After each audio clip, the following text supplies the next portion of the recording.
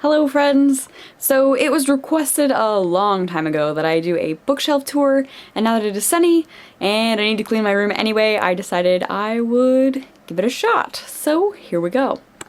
So I was gonna just give you a little overview of my shelves. This is my bookshelf setup.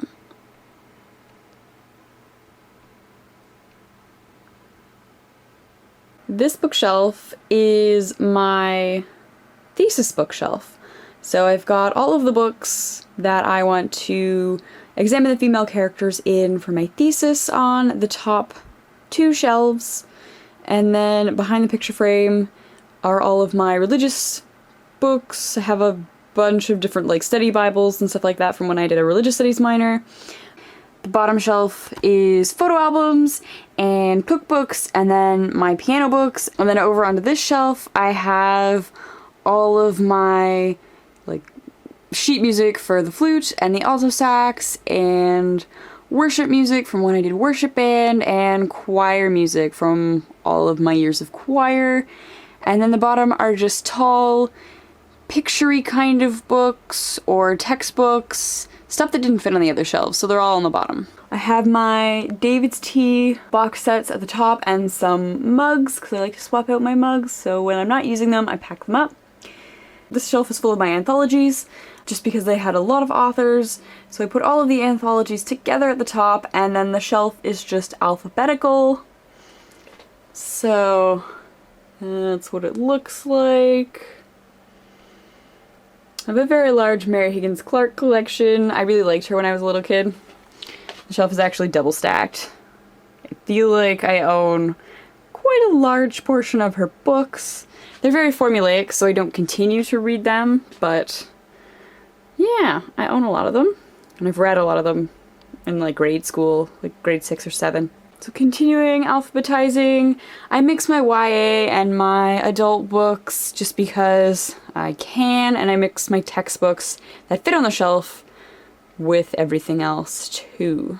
So that is that shelf. This shelf has a picture of my wonderful sister, a truck, because I like trucks, and my Stephen King collection. And there we go. We have my Game of Thrones, and then some stuff that I haven't bothered to rearrange the shelf, but I've read recently, stacked on top, kind of in the alphabet where it would go. I have a large Jodi Picoult collection because I found a box of Jodi Picoult books when I was cleaning out a student house. They were abandoned there, and I hadn't read them. I've read a couple of her books and enjoyed them, so I figured I'd keep them, maybe read them one day. This is my Tamara Pierce collection. Guys, I own all the books except for 2. There are 2 books that I'm missing, and they are on my wish list. Maybe with some birthday or Christmas money, I will purchase them for myself. And I have my Tortall books in the front, just because I like that series better.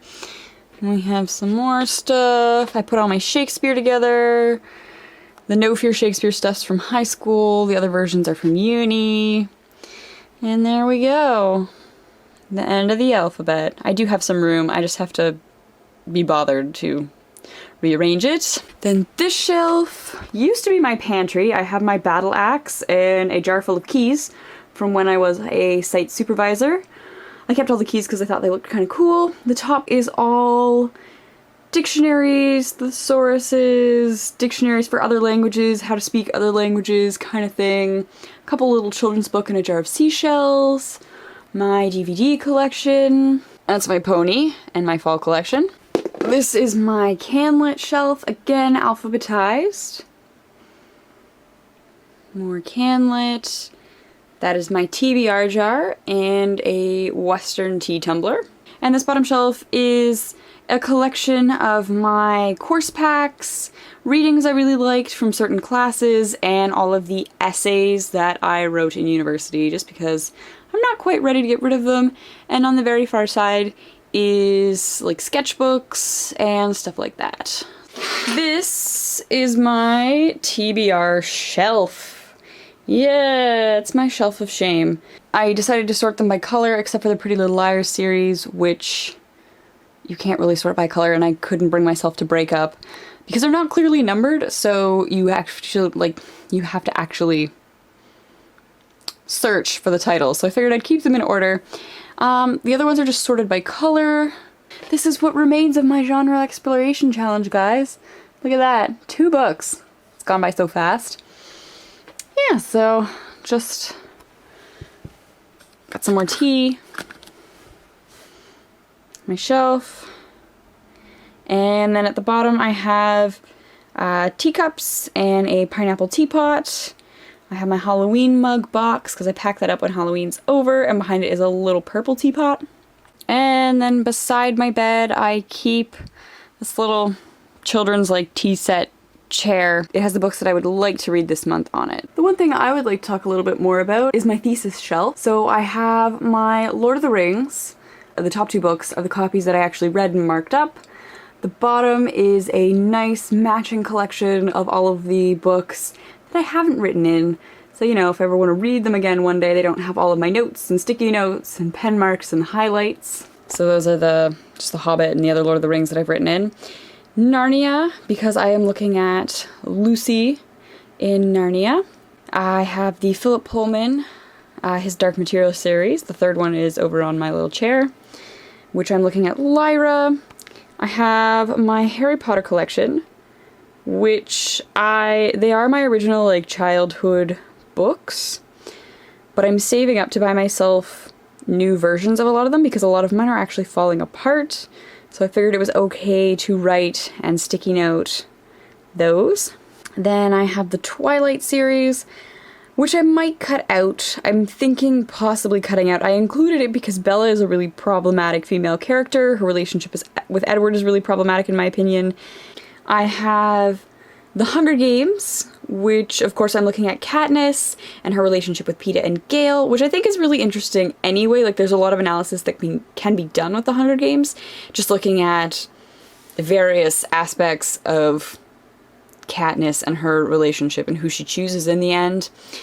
Then I have the Divergent series, which I haven't read all of. I haven't read Allegiant, but I accidentally spoiled myself on Allegiant when I was pitching my thesis to my professors. I figured I should Google the last book and at least have a sense and see if it fits my thesis, what I'm trying to prove. It certainly does, but I spoiled myself on the ending, so I haven't been able to bring myself to read the last book because I know the ending. Protector of the Small is what I am looking at in comparison to all of the other books, and there is one big difference I think in Protector of the Small. It's kind of like the control book, if you will. This I think is my favorite shelf because I'm taking a look at a lot of these children's literature books that I looked at as a kid, kind of read for fun, and now I'm looking at them for something completely different. So I'm really enjoying rereading a lot of these books. So there we have it, friends. That is my bookshelf tour. You've unfortunately also seen some of my room. You can see my closet. I basically pushed everything that is normally in front of the bookshelf, like the thing that I sit on, all of that, to the other side of the room. It's a mess. So, yeah, I hope you enjoyed my bookshelf tour. If you have any questions about anything that you saw on the shelf, anything you would like me to talk about or reread, the 2 big shelves that you saw and the Canlit section are all books that I have read. The Shelf of Shame is exclusively books that I have not read. So if you have any books that you saw that you think I should read first or soon, or if you have questions or want me to review any of the books in the shelf, let me know.